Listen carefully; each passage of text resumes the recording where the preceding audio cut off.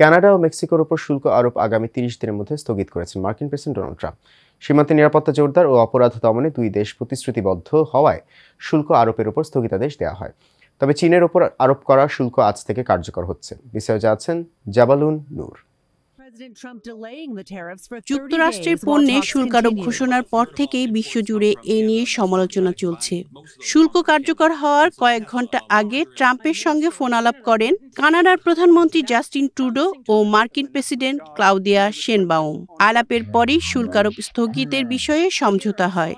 এর আওতায় মাদক পাচার ঠেকাতে মেক্সিকো সীমান্তে 10,000 সেনা পাঠাতে রাজি হয়েছেন মেক্সিকোর প্রেসিডেন্ট ক্লাউদিয়া শেনবাউম। আমাদের খুবই বন্ধুত্বপূর্ণ আলোচনা হয়েছে। মাদক পাচার বন্ধ ও সীমান্ত আরো সুরক্ষিত করতে মেক্সিকোয় 10,000 সৈন্য পাঠানো হবে।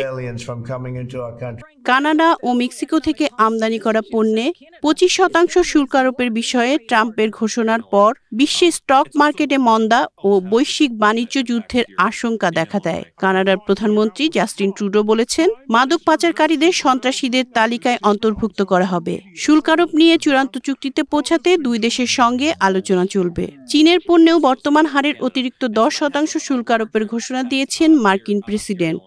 এর আগে শনিবার যুক্তরাষ্ট্রের বড় 3টি বাণিজ্যিক অংশীদার কানাডা, মেক্সিকো ও চীনা পণ্যের শুল্ক আরোপের আদেশ দেন ট্রাম্প।